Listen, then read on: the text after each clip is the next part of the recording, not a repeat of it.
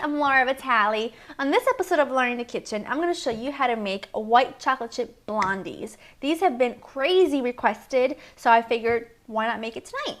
So to make this is what you're going to need.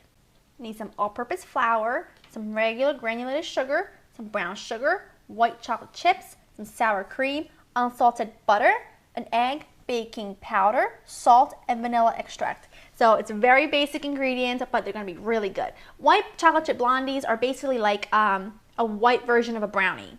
Everything's white. So first thing you want to do, get your oven nice and hot to 350. Second thing you want to do is take an 8x8 baking pan like so, spray it with nonstick cooking spray, and lay the bottom with some parchment paper just to ensure everything comes out okay.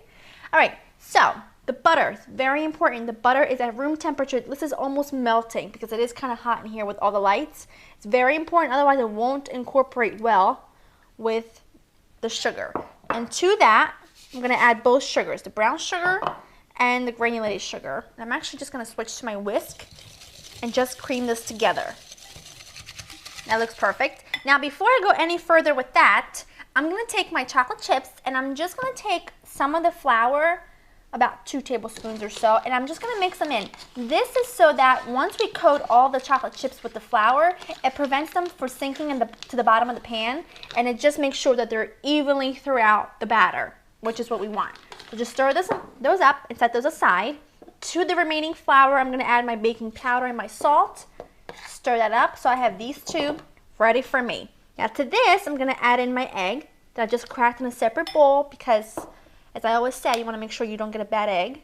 Some vanilla extract, like so, and the sour cream. Now sour cream, it's very little amount, about 2 tablespoons, but it keeps this very moist, and you can always substitute this with some whole milk, or even yogurt would work really well for this too. Just make sure it's not flavored. So if you don't have sour cream, that's a perfect alternative. Just mix those up. Now that we have all of our wet ingredients incorporated, we're going to add in our flour mixture. Just mix that up. And last but certainly not least, I'm actually just going to switch to my spatula because I want to be able to fold my chocolate chips, my white chocolate chips through.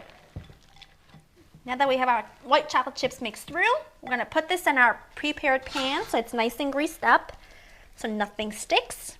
There's no point of making something delicious if it's not going to come out. Remember that. So it might be a little extra step to line the bottom with parchment paper, but it is worth it. So just patiently with a spatula, just spread this till you have one even layer. That looks just about perfect. Great.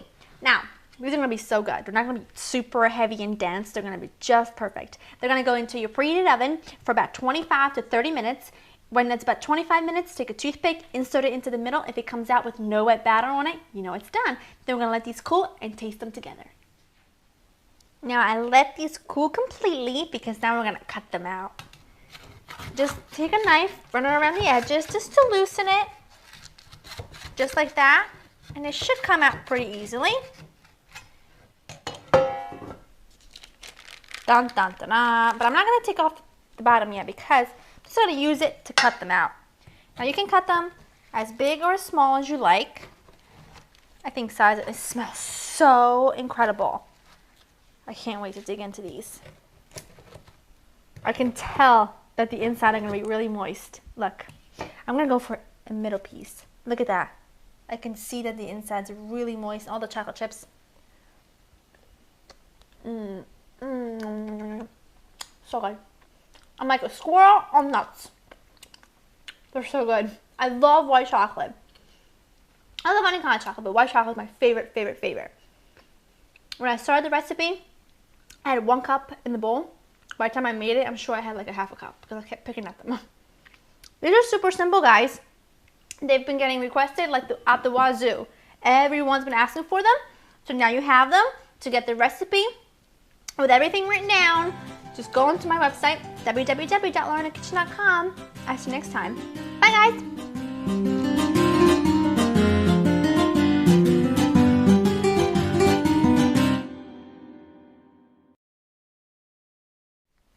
Today's Twitter question comes from Crazy About Demi. They asked, What made you realize your passion for cooking? What do you recommend for us beginners?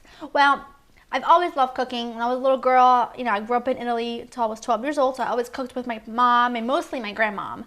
But when I really realized I had a passion for it was when I moved to the States, and I was very, very homesick. And, people say that looking through pictures and stuff reminds you of people and brings you back to wherever you were. But for me, I turned to cooking. I turned to things that I made with my grandmother. I turned to things that I made with my mother. The smells, the taste, the look of it just really fed my soul more than anything else. And that's when I realized food is so much more than fuel. It feeds my soul, and it gives me memories. It makes me think about places I've been, people I know. I think about people through food. I think about my memories through food. And I would recommend to any beginner to think deep down inside what makes you happy, what you think about, what you enjoy eating, family recipes that you can make, family recipes you can change up. Just have to be something you're comfortable with. Stick within your comfort zone until you think you're ready to go, to step outside of it and to learn something new. That's what I would recommend. Now, if you have any questions for me, tweet me at Laura's Kitchen. Don't forget the hashtag Laura Vitale.